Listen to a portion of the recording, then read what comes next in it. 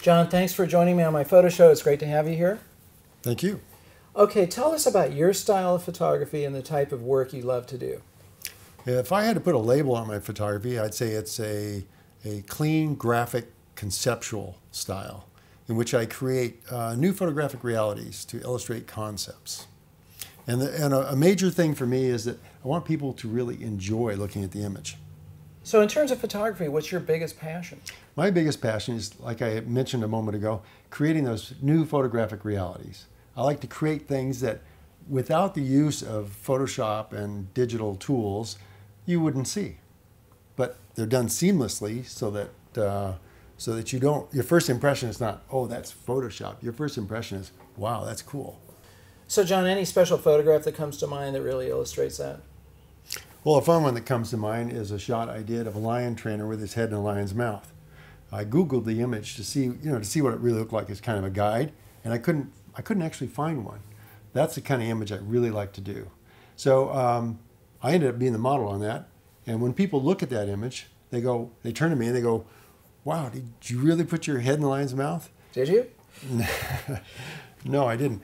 But that's the kind of image that I'm interested in making, one that people delight in and that they're not really sure or they don't think that it was done with Photoshop. Gotcha. So John, can you take us through the steps that you follow to create one of your images? Sure.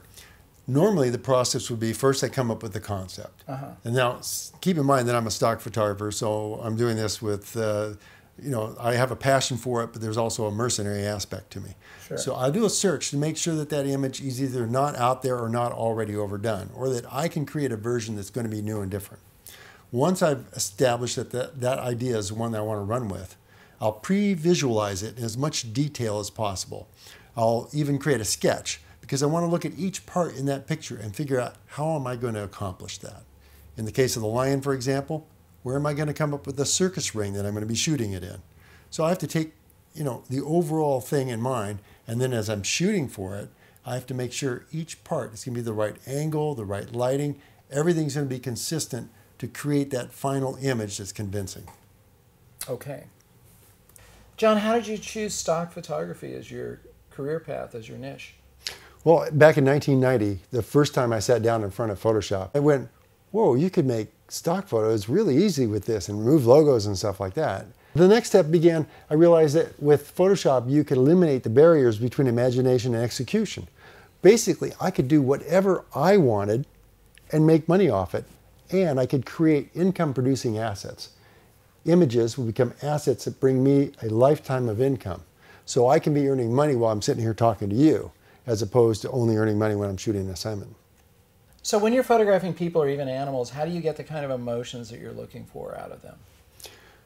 Well, I'm the type of person if I'm not getting the expression I want, I'll jump in and say, no, raise your eyebrows more, Or, I'm very direct. It's like, no, I need a bigger smile. Oh, too much smile. So I don't consider myself particularly skilled in eliciting expressions or something, but I'm patient and I'm expressive in my prodding the people to give me what I want.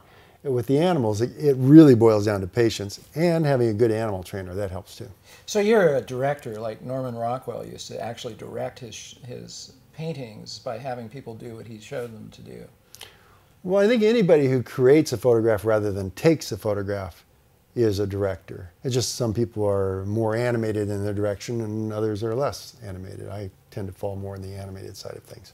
Any final advice for photographers who just want to become better at their craft? I would say that if you want to become better at your craft, obviously you want to look at images. You want to look at them with a critical eye, though. You don't want to just look at that image and say, oh, I really like that. Find out why you like it. And then see if you can incorporate that kind of work into your own work. The other thing I'd say is set the bar extremely high for yourself. You have to be your own worst critic, I guess is the way you'd say it. If there's anything at all mediocre in your work, get it out of your book, get it out of your mind. Shoot for the very highest thing you can on every level of it.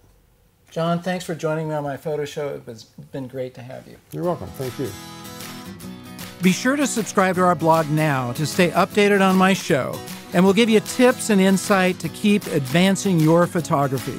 Also, check out our guests' website for a closer look at their work.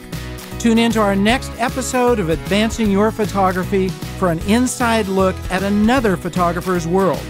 Until then, this is Marc Silber reminding you to get out and capture your own images of life.